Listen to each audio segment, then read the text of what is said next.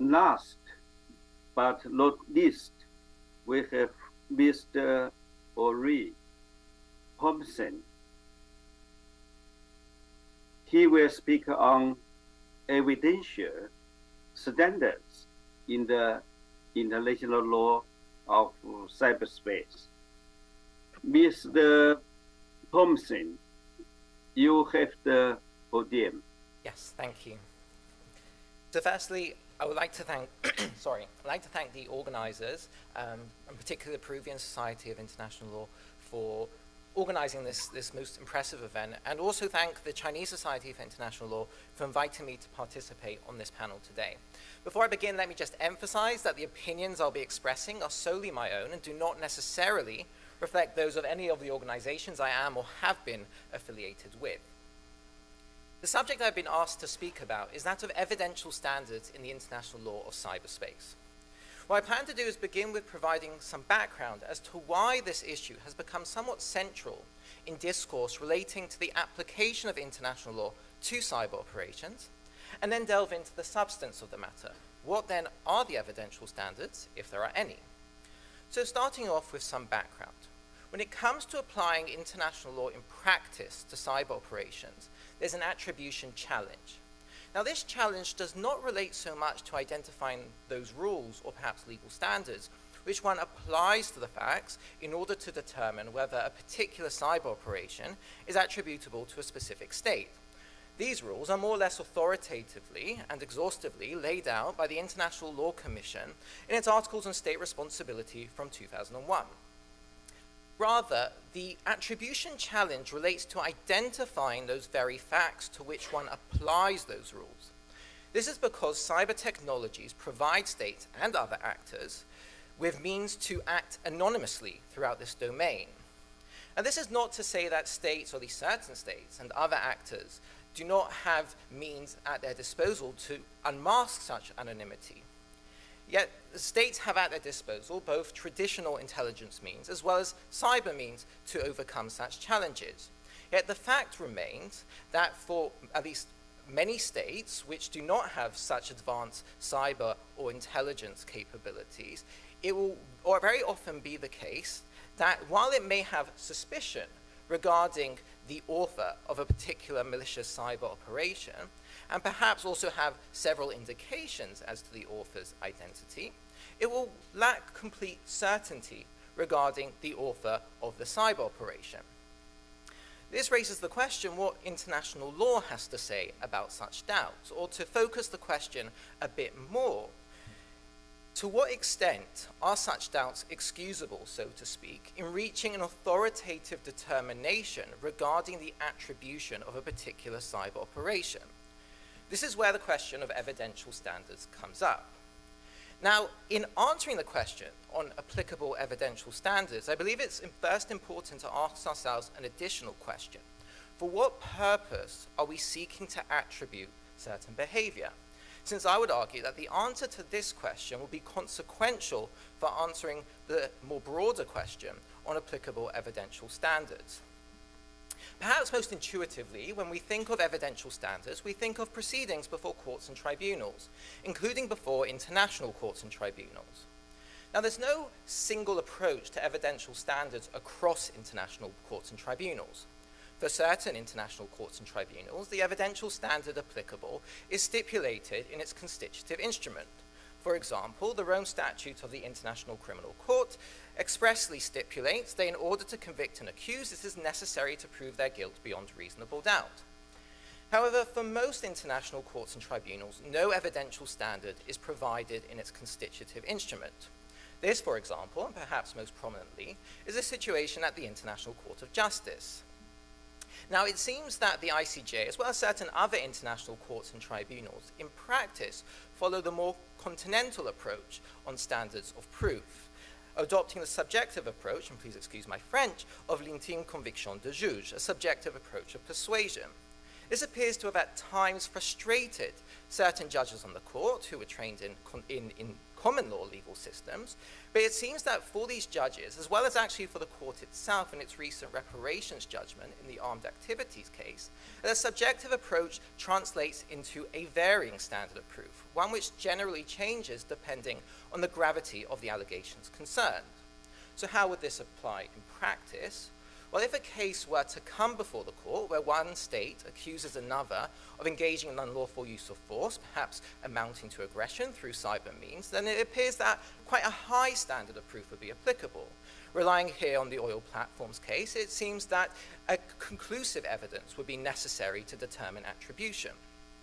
On the other hand, if the claim is merely that a state failed to act in due diligence in preventing a group of hackers allegedly acting in its territory from planting ransomware on computers in the territory of another state, causing some financial harm to corporations therein, and assuming there is such an obligation under international law, subject which we heard about in previous presentations, then it would appear that a lower standard of proof would be applicable.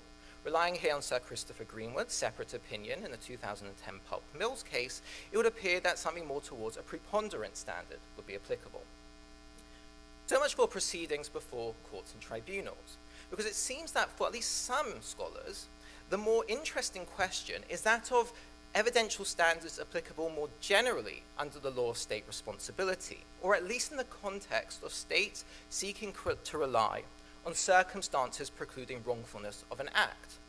This is particularly relevant in the context of countermeasures in self-defense, since before a state adopts countermeasures or uses force in state self-defense, it will presumably have already attributed for itself that the specific wrongful act or the armed attack is indeed attributable to the actor against which it will be taking measures. So are there legal rules which govern this question of evidential standards? Well, according to the authors of the Tallinn Manual, while there are not so much legal rules, there are standards of conduct when it comes to attributing cyber operations at a factual level. What appears to in fact be the unanimous view of the authors of the Tallinn Manual in attributing conduct in relying on circumstances precluding wrongfulness, a state must act reasonably, or in their intriguing terms, must act like a reasonable state. In again what appears to be the unanimous view of the authors, generally, if a state acts like a reasonable state, then its responsibility will be precluded, even if it turns out that its attribution was erroneous. Though a majority of these authors add that in the context of countermeasures, not only must the state act reasonably, but also that it takes upon itself the risk that its assessment was incorrect. Now I will respectfully argue that this is unsubstantiated.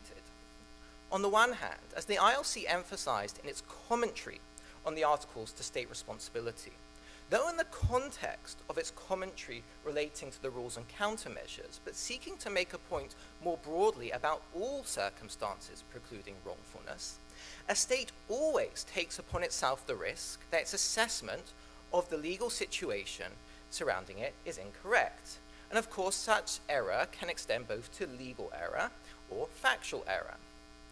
On the other hand, it also seems that the assertion of the authors of the Tallinn Manual that a state must act reasonably, or all the more so as a reasonable state, also seems to be unsubstantiated. For example, if one peruses through the years of discussion in the General Assembly 6th Committee regarding various drafts of the ILC on the subject of countermeasures, it appears that only 2 states, Iran and Morocco, to varying degrees, considered that there is some condition of reasonableness when it comes to attributing or factually attributing conduct before adopting countermeasures. Now, I should add that in the context of states' recent pronouncements on the application of international law to cyber operations, a small handful of states have stated, again to varying degrees, that there is some standard of reasonableness which is applicable when it comes to attribution. Nevertheless, a majority of states which have pronounced their positions on the application of international law to cyber operations have omitted any such reference, and some states have gone as far as to emphasize that questions of factual attribution are not, as such, regulated under international law. So what then does this say about evidential standards?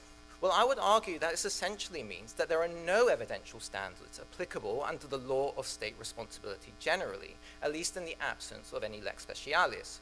Rather, it's for each state to take upon itself the risk that in responding to an armed attack or to unlawful acts through countermeasures or self-defense, that its assessment of the legal situation surrounding it was incorrect.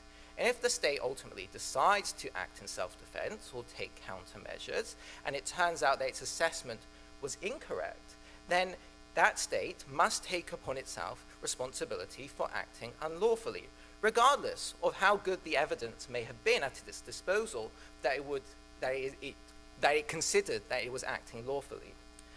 So with an eye on the time, I'll leave things here. I'd like to thank you very much for your kind attention and be more than happy to hear questions and comments. Thank you. Thank you. We thank Mr.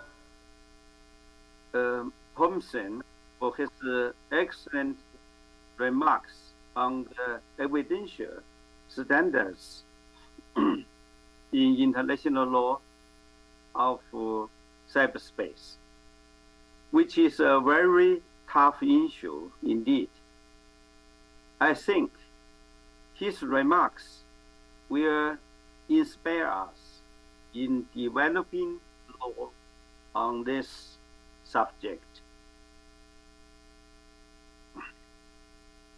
Now, all the speakers have made their excellent presentations on their respective subtopics.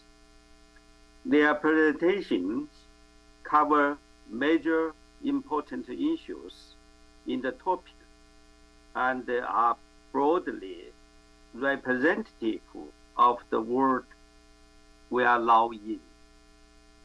These remarks take stock of the current situation and offer suggestions for improvement. These thoughtful remarks and reflections deserve our careful consideration when we deal with the relevant topics, and will help to promote the better law making in this still developing area of the law. Let us congratulate and thank all speakers by giving them a big round of applause.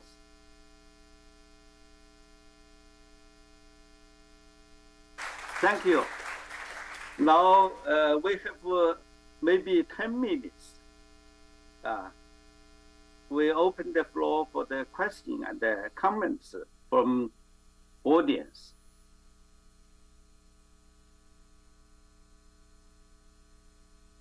Is there any questions?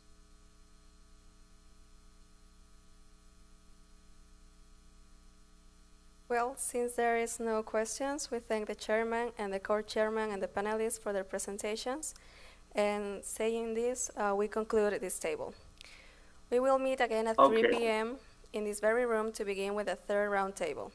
Likewise, we invite you all to the courtesy lunch hosted by the UPC. The protocol members will meet you outside and will guide you to the lunch area. Thank you. Okay. Professor Yi, do you have to say something? A lot. Thank you very much. Okay. Thank you.